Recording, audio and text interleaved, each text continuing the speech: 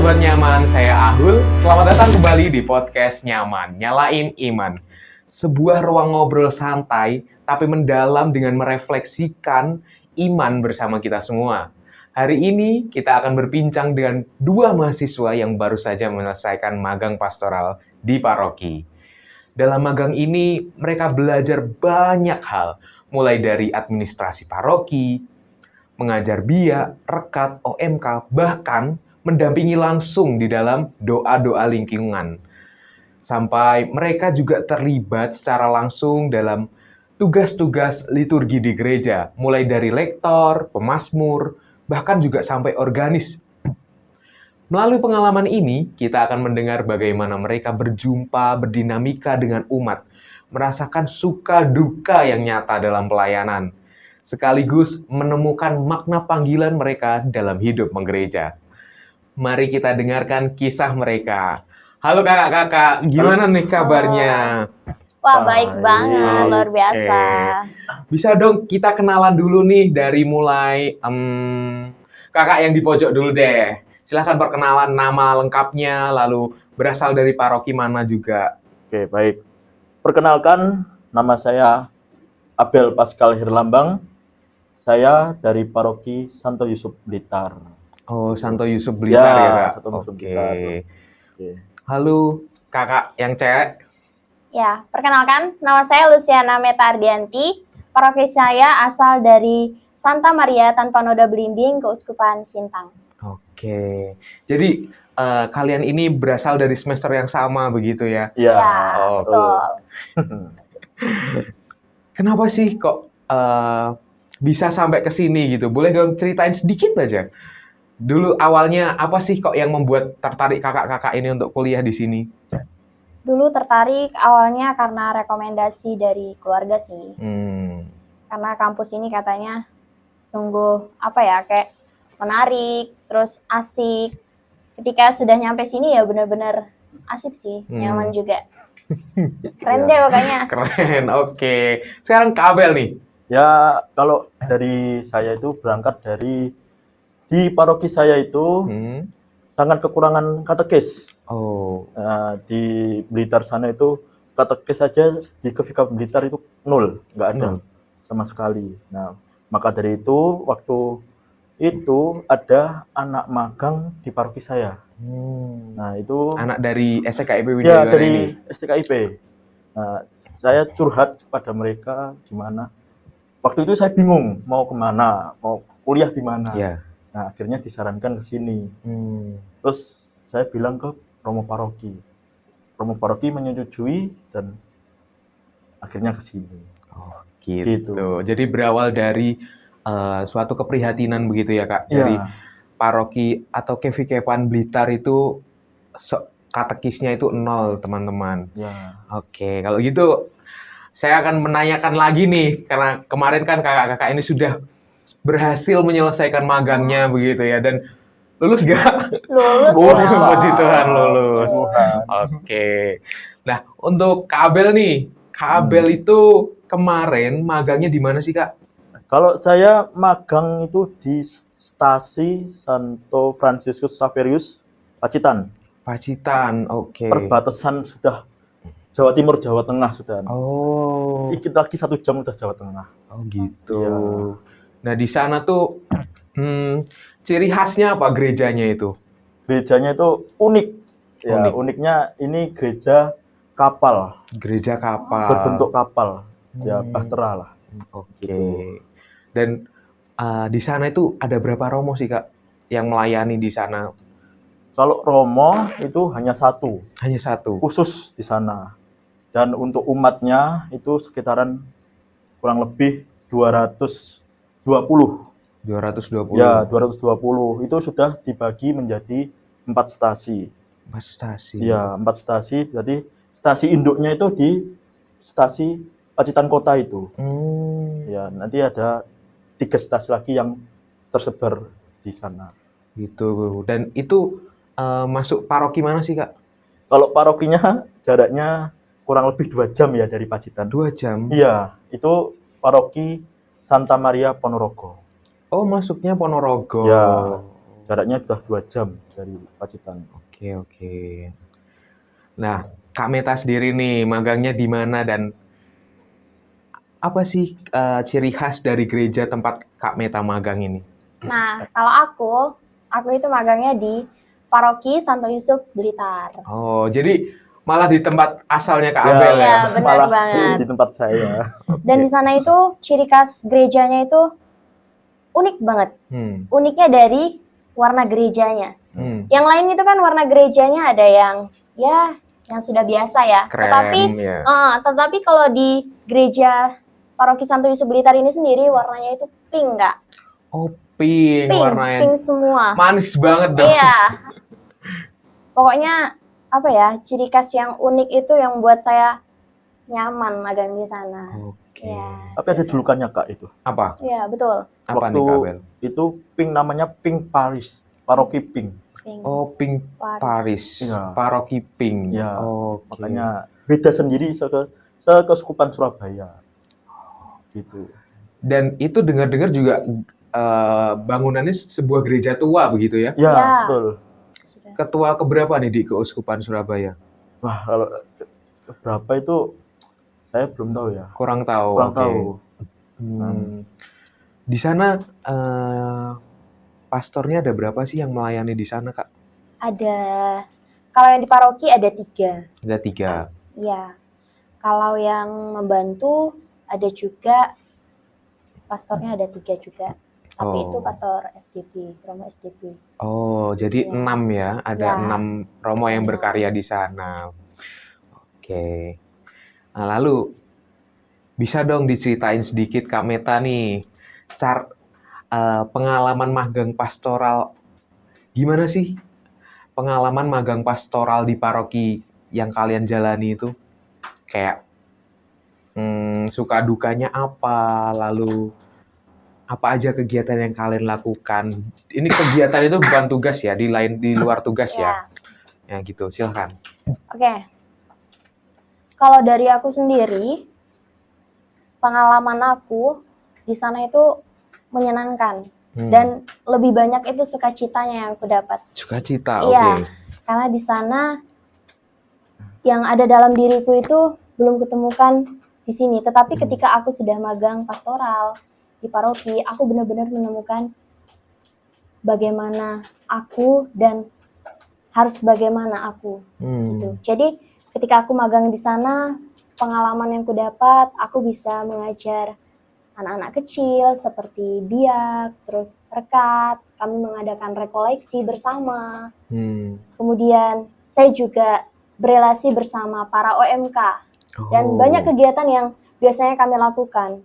Tidak hanya seperti ibadat bersama ataupun nongkrong bersama, tetapi di sana itu ada yang namanya kegiatan Pondok Sukacita yang melibatkan anak-anak, orang tua, dan para OMK semuanya. Jadi dari kegiatan itu yang membuat sukacita dalam diri saya itu tumbuh, dan saya melaksanakan magang pastoral juga nggak ada keterpaksaan. Justru itu malah, wow, saya pengen ke sana terus mau balik sudah lagi selesai ya. Betul. Nah, ini nih, tadi kan berbicara soal berelasi dengan OMK. Apalagi Kak Meta ini kan ya cantik begitu kan. Pasti ada dong yang ada kayak teman-teman OMK yang mau berteman lebih begitu. Ada nggak? Pasti ada sih. Kalau ditanya tentang OMK ya, banyak. Banyak. Oh, banyak. Malah banyak. Karena jujur, OMK Paroki Santo Yusuf Blitar itu orangnya asik-asik. Terus friendly juga. Jadi walaupun kita kayak gimana ya, kayak ngelihatnya, oh ini sebenarnya ya awalnya saya masuk juga biasa aja. Tetapi ketika saya bergabung, berelasi dengan mereka, wow, itu kayak saya merasakan bahwa saya tuh frekuensi sama mereka gitu. Karena ada salah satu OMK yang benar-benar frekuensi sama saya, dan saya merasa kayak benar-benar ada gitu di lingkup itu. Jadi makanya kenapa saya pengen ke Blitar Waduh. gitu. Itu kalau buat cowok atau cewek nih? Yang sefrekuensi banget nih. Cewek atau cowok? Cowok dong, Kak. Cowok. Oke. Jadi rasa ingin kembali ke Blitar itu karena ada seseorang ini. Oh iya dong. Betul. Terus dulu kayak waktu selama 6 bulan di Blitar nih, kamu udah berkelana kemana aja main di Blitar? Karena kan Blitar itu kalau saya dengar-dengar kan banyak ya tempat wisatanya ya Kak Abel. Iya. Nah, Kameta ini udah sampai mana aja? Udah main kemana aja begitu? Nah, aku itu pernah main ke pantai. Tapi nama pantainya itu aku lupa apa itu. Tapi ke sana itu aku dulu ke Pundak kalau nggak salah. Pundak Pundak. itu kayak semacam tempat apa? Ya, pantai. Oh, pantai itu tadi, Ya. Pantai Pundak. Oke. Ya, bersama teman-teman. Teman 4 ini. Bersama yang teman dekat ini tadi, frekuensi itu juga? Tidak. Oh, tidak. Sama yang lainnya. Oke. Terus di Paroki Santo Yusuf Blitar itu kakak magang dengan siapa? Atau mungkin ada teman seangkatannya dari sini atau sendiri gitu? Ada dong, kami ada berempat. Berempat? Ya. Oh, berempat. Oke. Itu yang 3 cowok semua atau gimana? Ada yang 3 cewek, 2 cowok. Siapa aja nih? Boleh kok disebutkan, Kak? Boleh banget dong. Ya. Kalau yang cewek itu ada Sasa, Ya. ada Dela, dan yang cowok itu ada si Iwung, dan sudah itu aja sih. Dan sudah. Dan aku sendiri. Oh iya, oke. Ya, akunya nggak disebut, lupa. Nah ini kan Kak Meta kan udah menceritakan sukacita apa yang didapatkan dalam magang pastoral di Paroki Santo Yusuf Blitar. Ya. Pasti kan kalau ada sukacitanya, pasti juga ada dukacitanya dong. Boleh dong diceritain ke kita? Oke. Kalau sukacitanya tadi kan udah banyak nih. Ya, pasti. Kalau dukacitanya itu sedikit aja, Kak. Cuman ketika aku nggak di sana lagi itu bagiku udah menjadi dukacita. Gitu. Karena aku nggak bisa bersama mereka lagi, terus aku jadi kayak LDR-an gitu lah. Oh, istilahnya. LDR-an. Iya. Jadi kan kayak, oh itu loh dukacitaku. Tapi kalau dukacita yang benar-benar dukacita yang jatuh gitu nggak ada, Kak. Karena aku benar-benar mengalami magang pastoral ini tuh sukacita yang banyak yang aku dapetin. Kalau dukacita ketika aku pergi berpisah sama mereka itu malah dukacita bagi aku. Oh gitu. Jadi benar-benar menikmati saat-saat magang gitu ya. Betul. Oke. Nah, tantangannya sendiri nih Kak. Tantangan pas magang apa aja sih? Tantangannya kayak misal ngajar biak, tantangannya apa aja begitu? Oke. Kalau tantangannya ketika aku mengajar biak itu tantangan yang mungkin agak sulit itu ketika mengajar biak dengan anak yang dibilang istilah kayak suka tantrum gitu, Kak. Jadi itu yang membuat aku sulit untuk lebih berinteraksi dalam karena aku belum mengetahui bagaimana anak ini, terus sifat anak ini bagaimana. Tetapi ketika aku menjalani waktu berlalu, aku bisa kayak pelan-pelan memahami karakter anak ini. Jadi ketika aku mengajar biak kembali, itu suasananya kayak, wah dapet banget anak ini bisa kembali kayak ceria. Ya tantrumnya cuman sedikit-sedikit aja kalau dia lagi udah capek mendengarkan atau apa gitu, udahlah mulai tantrumnya. Tapi bisa diatasi dengan baik. Gitu. Tapi kalau di OMK, tantangan bagi aku yang tersulit itu ketika aku berrelasi sama mereka nih. Kan ada beberapa memang orang yang kurang menyukai. Tetapi kalau untuk aku sendiri, aku orangnya bodo amat aja. Gitu. Jadi ketika aku dekat sama siapapun, itu kuanggap biasa. Karena ya memang aku di sana magang pastoral dan aku mau mencapai tujuanku, apa yang harus ku buat di sana dengan baik. Ya walaupun mereka nggak suka, itu urusan mereka. Jadi biar yang urusan aku uruskan dengan mereka gitu. Oke. Jadi ya Jadi gitu tetap aja. fokus ke Ya, diri betul. sendiri begitu ya. Nah, Betul banget. oke, makasih Kak Meta. Sekarang ke Kak Abel nih. Bisa dong diceritain kayak Kak Meta ini tadi suka duka dalam magang berpastoralnya. Oke, boleh. Nah, saya berangkat dari eh, pembekalan magang. Waktu itu saya nggak nyangka kalau saya itu magang di Pacitan. Nah, apalagi saya sendiri. Oh, sendiri Kak Iya, Abel di sana. sendiri. Nah, waktu itu ya ini pertama ke sana itu saya agak iri kepada teman-teman saya ya. Irinya gini, kok teman-teman yang lain itu kok bersama-sama. Iya. Kok saya sendiri di Pacitan, apalagi di paling tapal batas lah, istilahnya tapal batas di Keuskupan Surabaya. Nah, waktu di sana saya ya udah saya nikmati terus sampai 6 bulan nggak kerasa rupanya. Nah, kalau suka duka saya lebih ke sukanya. Suka. Ya. Di sana meskipun umatnya terbatas ya. Terbatas ya, tadi 200 sekian umat, tapi pengalaman saya di sana itu sangat, mungkin teman-teman magang yang lain belum pernah mengalaminya. Iya, merasakan hal yang sama gitu ya. Nah, karena gereja kapal itu tempat peziarah juga dari berbagai kota. Iya. Pernah yang paling jauh itu dari Sabah, Malaysia. Wow. Dari Sabah? Iya, datang ke situ. Nah, di situ saya menjadi tour guide lah, menjelaskan katekese singkat. Iya. Tentang gereja kapal ini.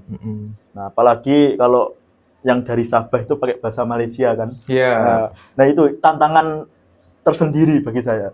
Apalagi bahasanya ya kayak Upin Ipin lah. Pakai bahasa Melayu gitu. Iya, gitu pakai bahasa Melayu. Ya, waktu itu selain menjadi pemandu peziarah atau tour guide lah, itu saya juga mendampingi biaknya itu sekitar 15 anak sana. Tapi yang menurut saya sulit, ya ini termasuk duka saya, itu ketika mengumpulkan anak-anak biak, karena ya banyak dari habis ke gereja habis itu langsung pulang. Gitu. Banyak gitu. Biasanya ya nggak sampai 15 yang ikut biak. Biasanya 5 terus 8 segitu. Dan tantangan saya sendiri kan, saya agak kaku untuk bergoyang. ya kan. Nah, itu tantangan saya untuk mengajar biak anak-anak biak itu supaya suasana hidup begitu ya. Kan kayak kaku lah, gimana? Itu tantangan saya itu. Nah, itu ada lagi ini saya di sana itu meskipun saya sebagai magang untuk mengajar biak, saya juga organis. Oh, organis di paroki di gereja itu ya? Ya, melayani.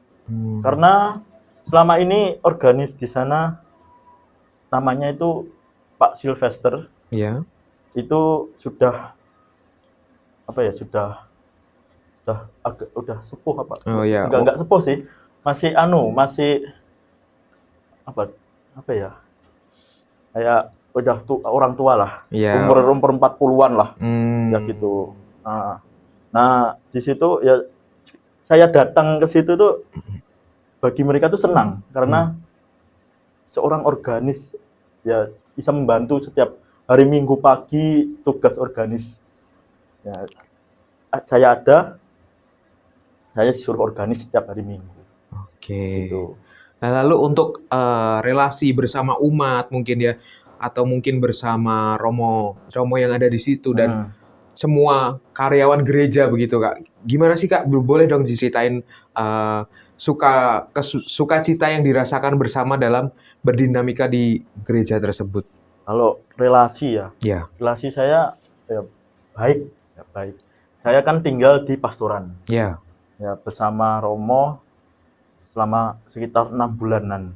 Mm-mm. Ya kalau sama Romo namanya waktu waktu Romo Yudi. Romo Yudi. Ya itu Romo Yudi.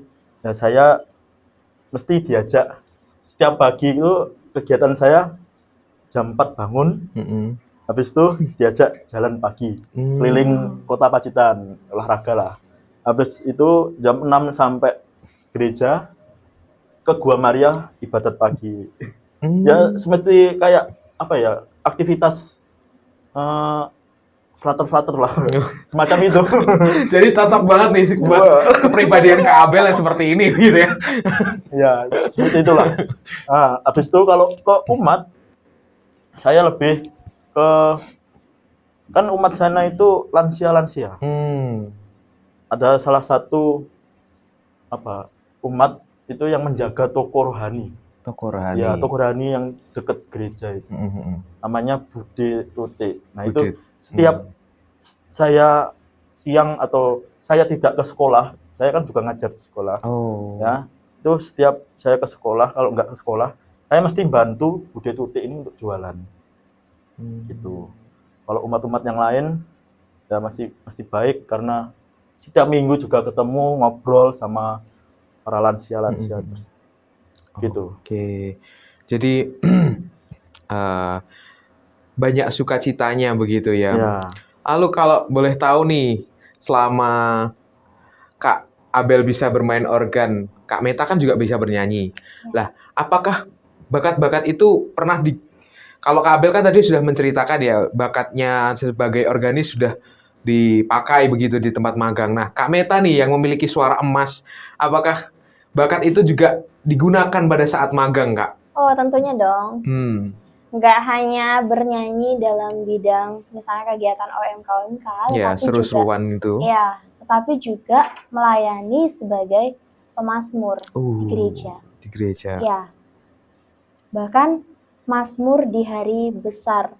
Waktu itu pernah 2 kali. Kemudian di hari Minggu biasa juga dipakai. Gitu. Jadi kadang bakat yang nggak saya punya itu datang aja ngalir gitu. Jadi kayak ya walaupun saya mengiranya suara saya ini nggak bagus-bagus amat, tetapi ketika mereka mendengarkan tuh bagus gitu, jadi tersentuh gitu loh Kak hatinya. Ya. Jadi melo. Ya betul, kayak suara ya. Label lah pokoknya. Oke, jadi memang digunakan dengan baik begitu ya Kak Abel juga. Itu Kak Abel mengiringi menggunakan organ itu hanya pada saat di gereja atau kayak di dalam ibadat lingkungan, mungkin misal lingkungan begitu? Pernah Kak? Pernah. Waktu itu pembukaan bulan Rosario ya, kalau Mei. Ya, bulan Rosario. Nah, itu misalnya itu diganti di Gua Maria, dekat pastoran itu. Saya diminta tolong untuk organis, tapi pakai keyboard. Nah, itu. Terus ada lagi juga waktu di stasi. Stasinya jaraknya ya 30 menit dari ini stasi Pacitan kota ini, di Punong namanya. Di sana setiap Sabtu ke-2 dan ke-4 itu di stasi Punong. Sana kalau hari-hari besar, kemarin tuh waktu malam Paskah, kebetulan itu bruder-bruder CSA yang tugas di sana, dan kebetulan saya juga dekat sama mereka, dan saya disuruh ngiringin di sana. Oh, jadi malam Paskah itu yang bertugas para bruder-bruder CSA begitu ya? Betul. Oke. Nah, kan sejauh yang saya tahu nih, gereja dari gereja Santo Yusuf Blitar sama gereja Kapal Pacitan itu kan termasuk tempat ziarah jubileum nih. Nah, tadi kan Kak Abel juga udah sedikit meng-spill nih bahwa Kak Abel juga ikut menjadi tour guide begitu kan. Nah, untuk Kak Meta sendiri nih, apakah Kak Meta juga demikian seperti Kak Abel? Atau mungkin dari ketiga teman yang lain yang menjadi tour guide? Atau mungkin bersama-sama? Atau sendiri-sendiri? Ya, kalau kami jujur aja bersama. Bersama, berempat. Karena kami biasanya kalau sendiri-sendiri lebih seperti apa gitu. Tetapi kalau bersama-sama itu kayak merangkul, melengkapi. Oh, Jadi gitu. lebih Jadi enak. saling melengkapi ya. Ya. Kalau Kak Abel tadi kan yang terjauh dari mana? Sabah, Malaysia.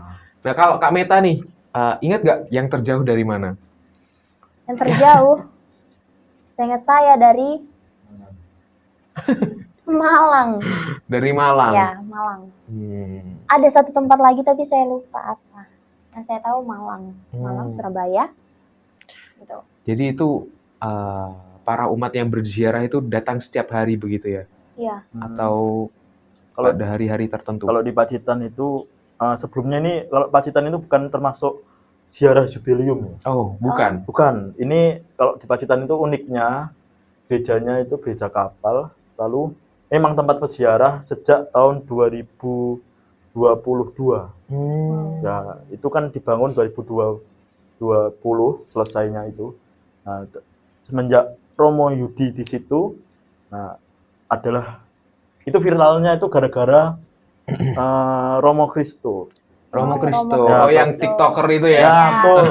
Nah, itu Keren. Romo Kristo itu tahun 2024. Nah, semenjak itu setahun dalam 2024 sampai akhir itu total ziarahnya itu 22.000 peziarah. Wow, 22.000 dalam kurun waktu 1 tahun. 1 tahun. Nah, makanya itu di sana itu disebut ya tempat ziarah karena unik. Ya. Itu. Dan kalau tahun ini menurun karena kalah sama itu tadi jubileum. Oh, Ya. jadi menurun karena adanya tempat ziarah jubileum itu Ya, tadi betul. ya. Oke. Nah, nih Kak, aku mau tanya lagi nih.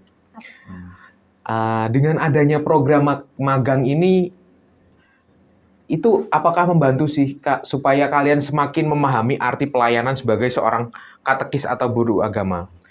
Itu dalam magang ini ya, kalian merasakan ini sebagai pelatihan yang dapat mendalami saya untuk lebih memilih yang mana nih sebagai katekis atau guru agama, dan kenapa alasannya begitu? Oke. Kalau dari aku sendiri, kalau bagi aku magang ini sangat membantu, terutama membantu diriku untuk mengembangkan imanku itu sendiri. Karena memang kalau dalam diriku itu aku penakut sekali, Kak. Tetapi ketika aku berproses magang ini, aku mencoba untuk memberanikan diriku untuk lebih berani menghadapi situasi dan keadaan, maupun seburuk apapun itu, tetapi aku berani untuk melangkah maju. Jadi magang ini benar-benar menumbuhkan iman di dalam diriku.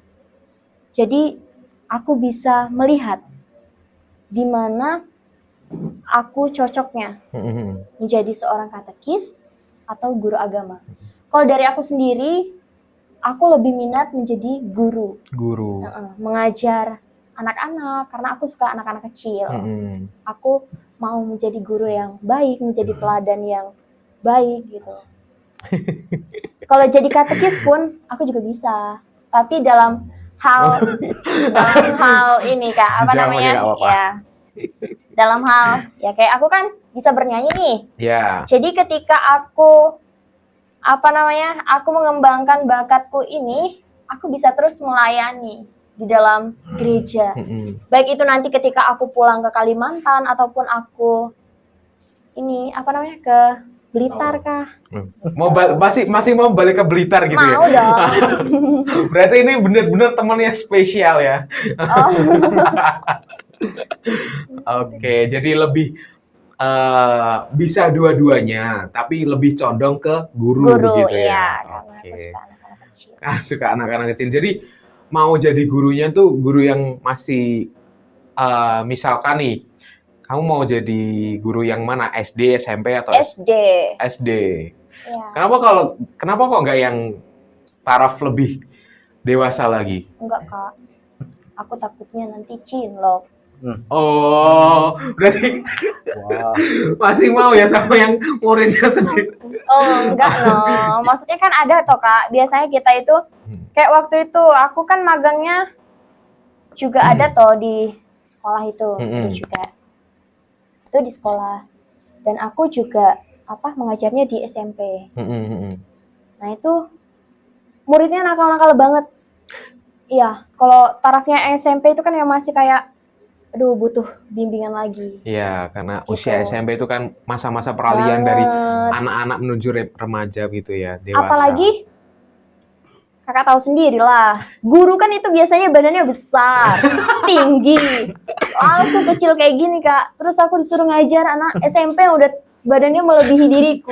Gak cocok banget. Makanya aku lebih suka anak SD, karena kan masih kecil-kecil. Terus aku juga suka sama anak kecil, makanya aku kenapa pengen banget jadi guru agama yang tingkatnya SD. Oh gitu. Gitu. Oke, jadi Kak Meta ini inginnya lebih ke SD ya, karena Iya, lebih masih banyak main-mainnya begitu, benar senang-senangnya, banget. banyak Suka. game-gamenya Iya. gitu. Kalau dari Kak Abel nih gimana? Lebih minat yang ke guru agama atau ke katekis, dan alasannya mengapa Kak?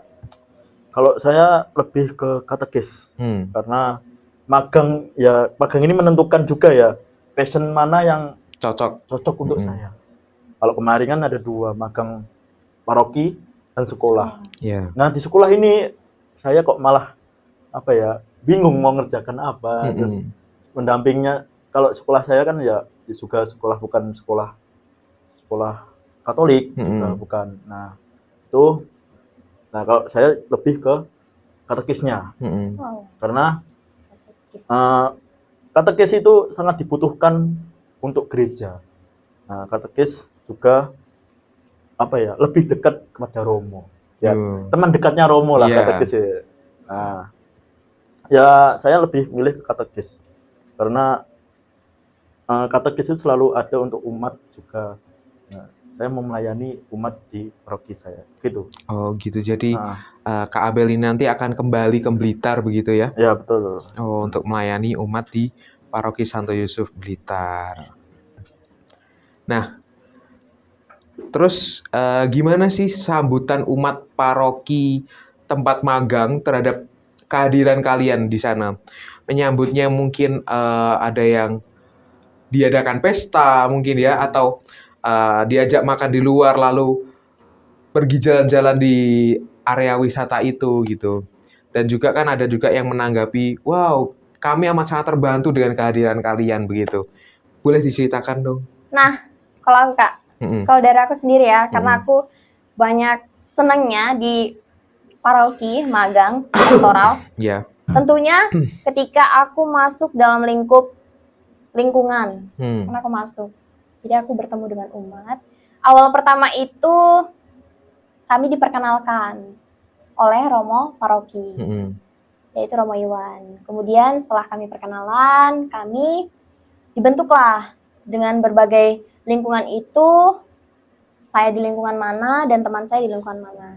Dan saya kedapatan di lingkungan Sananwetan itu, wilayah Sananwetan. Jadi lingkungannya itu ada 5 dan wilayahnya itu namanya Sananwetan. Dan ketika saya masuk ke dalam lingkungan itu, mereka benar-benar menerima kehadiran saya. Awalnya saya berpikir, apakah saya bisa berdinamika bersama umat, berelasi bersama umat, apalagi dengan situasi dan keadaan saya seperti ini, gitu. Saya lebih berpikir bahwa saya nggak bisa. Tetapi ketika saya menjalani bersama umat, puji Tuhan luar biasa, umat menerima saya dengan baik, hangat, dan itu yang membuat saya nyaman, bisa berdinamika bersama mereka. Dan banyak banget kenangan saya bersama umat. Itu ketika kami melakukan ziarah ke Sendang Rejo, kalau nggak salah. Sendang Rejo itu di daerah mana? Blitar. Iya. Oh, masih di Blitar. Itu, iya, di Gua Maria itu. Ketika kami di sana, kami berdoa bersama. Kemudian kami pulang itu melewati sawah-sawah. Ada kan kayak bolang-bolang gitu kan. Biasanya ya. Sepatu diangkat, terus kami lewati sawah-sawah yang benar-benar kayak wow, vibes-nya itu bagus banget. Jadi kayak kenangan yang sederhana yang didapat di umat walaupun kecil tetapi sangat bermakna dan itu sangat menyentuh hati saya. Jadi kenapa saya bersama umat sangat dekat, bahkan sampai saya pulang saja di Antari itu benar-benar luar biasa gitu. Jadi kayak wow. Jadi ternyata benar-benar diterima begitu sebegitunya umat menerima dengan baik. Ya, udah like home gitu. Ya, betul. Oke, dari Kak Abel nih, gimana Kak? Kalau saya waktu itu berangkat tuh malah dikira frater. Iya sih, soalnya Feve Kak Abel nih emang kayak frater. Iya, waktu itu kan saya datang tuh ya sampai sana itu sudah selesai misa. Kebetulan waktu itu kan saya Sabtunya itu diantar sama Pak Dewo ke sana untuk kenalan sama Romo. Terus habis itu saya pulang untuk ngambil barang-barang saya. Terus Minggu pagi kan saya ke sana. Waktu itu ke sana itu selesai misa. Terus dikira frater. Karena tampilan saya kan kayak biasa saja tapi ya pakai baju apa ya? Hitam-hitam gitu. Iya. Masnya frater. Oh, bukan Bu, saya mahasiswa magang. Kayak gitu. Terus habis itu untuk penyambutan umat itu apa ya? Sangat mengesan bagi saya. Langsung umat itu senang gitu loh melihat ada mahasiswa magang di sini. Apapun sekali di Pacitan ini pertama kali untuk magang. Ya, untuk magang itu pertama kali. Berarti Kak Abel baru pertama kali mahasiswa pertama yang magang di sana magang di begitu. Pacitan. Nah, selama ini kan belum ada yang magang di Pacitan. Nah, ini saya mengawali di sana. Nah, setelah itu ya untuk 6 bulan ke depan ini ya ada tradisi unik untuk di ibu-ibu Pacitan itu, terutama ibu-ibu Pacitan itu mesti setelah selesai misa Minggu, kalau enggak ya hari-hari biasa itu makan-makan. Oh, makan-makan. Ya bawa masakan dari rumah, terus makan bersama. Terus saya dipanggil, ayo makan bersama. Terus makanya badan saya kayak gini tambahnya. Ya, makanya pulang-pulang, iya kok badanku kayak gini. tambah gendut. Tadi sehat. Ya, makanya pulang magang ya itulah tambah gede awak.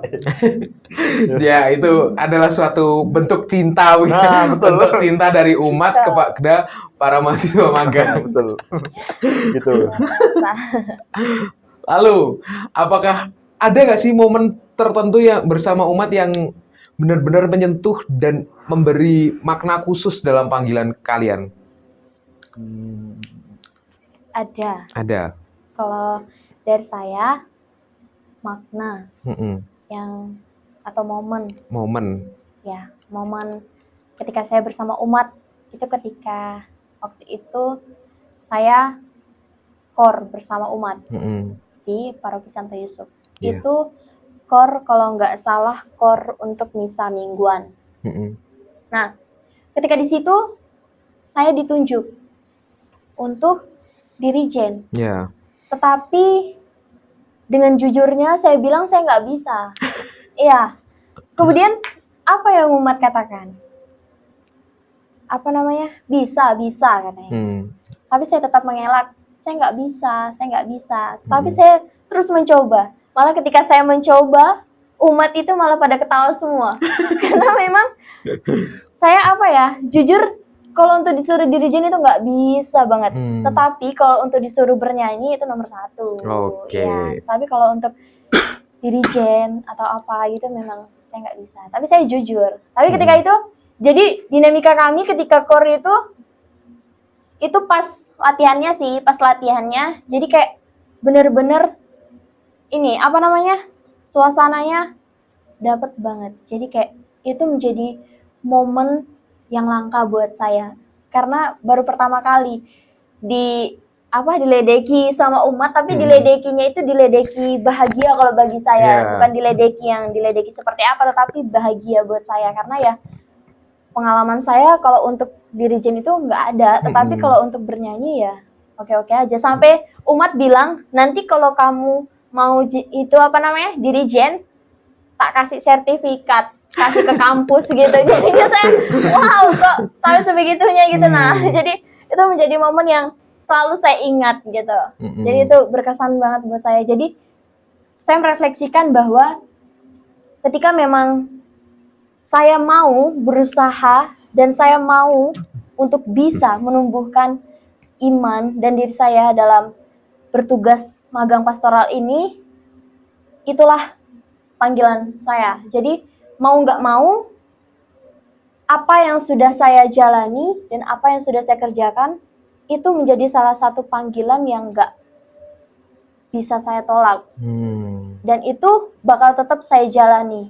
Entah itu nanti saya mau menjadi seorang katekis ataupun saya mau menjadi seorang calon guru agama. Jadi dari umat saya belajar bahwa panggilan saya ini harus saya resapi dan harus saya dalami. Jadi ketika saya menjalani itu semua, panggilan itu akan muncul dengan sendirinya. Seperti itu. Oke, mendalam sekali ya. Ya. Mulai hanya dari masalah sepele ya Iya, istilahnya betul. untuk disuruh menjadi dirijen, tapi memang benar-benar nggak bisa begitu Iya. kan, mengatakannya sejujurnya, tetapi umat terus mendorong supaya Kak Meta ini nggak stuck di situ, Iya, tetap betul. untuk belajar dirijen begitu ya. Oke, dari Kak Abel sendiri nih, momen apa sih yang paling berkesan dari umat ke Kak Abel?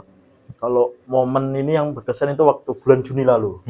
Bulan Juni lalu itu saya disuruh oleh Romo untuk memimpin ibadat sabda di gereja. Nah, Romo itu pergi. Nah, umat itu kan biasanya hari Jumat itu ada misa. Ya.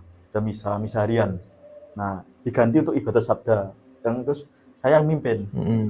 Nah, itu momen, itu pengalaman, bukan pengalaman pertama, tapi ya pengalaman yang luar biasa bagi saya, karena saya belum pernah memimpin ibadah Di gereja. Iya, di gereja.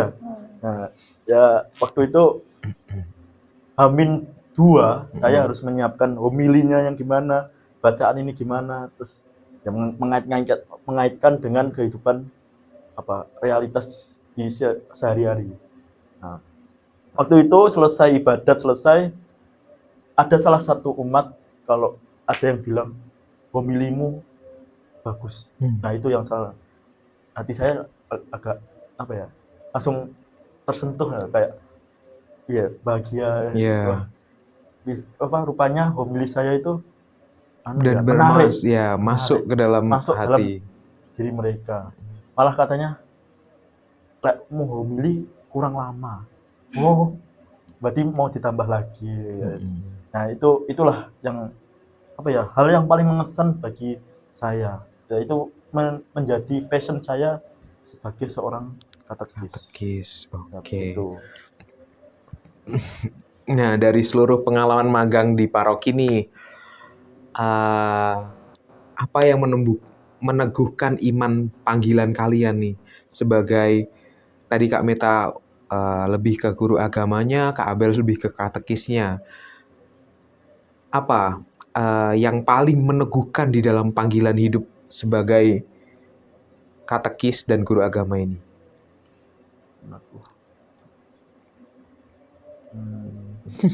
Apa nih Kak Abel?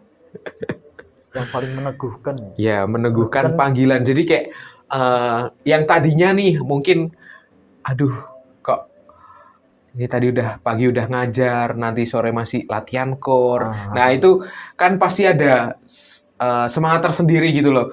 Aku di sini mau menjadi seorang guru agama dan katekis gitu kan. Aku di sini praktek untuk siap menghadapi kehidupan ke depannya begitu. Apa yang seperti motivasi gitulah yang bisa mendorong kita untuk selalu menghidupi panggilan itu tadi?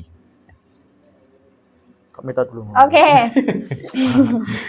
Kalau aku tadi kan pengen banget nih jadi guru agama. Yeah. Dan yang memotivasi aku itu untuk terus melangkah maju untuk menemukan panggilanku menjadi seorang guru. Dan itu tadi, aku ingin mendekatkan diriku pertama-tama dengan anak kecil. Nah, karena kan mindset aku itu aku ingin menjadi seorang guru anak SD. Jadi ketika aku sudah mengetahui karakter, sifat dari anak kecil itu sendiri, itu menjadi salah satu gambaran buat aku nanti ketika aku menjadi seorang guru. Jadi ketika aku marah, ketika aku mengajar, jadi aku nggak semena-mena dengan mereka, tetapi aku lebih merangkul mereka untuk menjadi satu. Jadi aku ingin menjadi guru yang benar-benar bisa disayang sama anak kecil. Oke, Ya. mulia sekali ya Kak Meta ini. Dari Kak Abel nih, gimana Ya, Kak? kalau dari saya ini apa ya? Ini semangat ya, motivasi. Iya. Motivasi saya ya ketika di saat magang itu, kalau kan setiap saya praktek mesti makan malam itu bersama Romo, makan bersama Romo. Ya, waktu makan malam bersama Romo ini ya Romo itu meneguhkan terus, kamu itu nanti ke depannya nanti ya menjadi katekis di sana, terus gini loh, sebagai seorang katekis itu harus begini. Nah begitu, terus itu saya praktekkan lah di sana, gimana lah pendekatan untuk umat, terus pendekatan pada biak, terus rekatnya OMK. Nah itu saya praktekkan. Nah itu motivasi mendorong saya untuk jadi seorang katekis gitu. Oke. Nah, kalau jika harus menggambarkan pengalaman magang nih dengan satu kata, satu aja atau satu kalimat singkat nih, apa yang akan kalian pilih?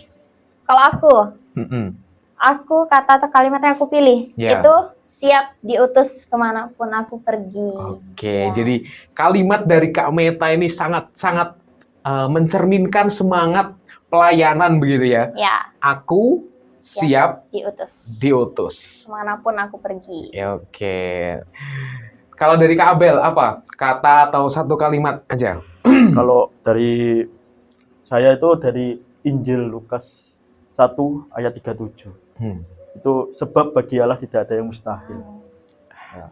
Oke. Gitu. Sebab bagi Allah tidak ada yang mustahil begitu ya. Ya. Aku diutus, inilah aku begitu. Oke. Lalu pesan atau harapan bagi mahasiswa yang nanti akan menjalani magang paroki setelah kalian. Kayak mungkin untuk aku lah, apa pesan dan harapan dari kalian untuk kami adik-adik tingkatnya ini? Oke, kalau dari aku, pesan dan harapanku untuk nanti ketika kalian magang dimanapun dan tempatnya itu di mana, satu, kalian harus berani dan kalian juga harus percaya bahwa apa yang kalian lakukan itu akan menghasilkan buah yang benar-benar ada gitu. Jadi ketika kalian menjalani itu semua dengan sukacita, itu akan luar biasa. Jadi jangan pernah takut. Pesan aku, jangan pernah takut. Tetaplah bersukacita apapun itu, karena kalau kita menjalani semuanya dengan sukacita, itu luar biasa. Oke. Jadi tetap harus berani, percaya diri, dan sukacita itu yang pokok paling penting begitu ya. Mungkin tadi ada suara-suara dari belakang layar ya. Iya.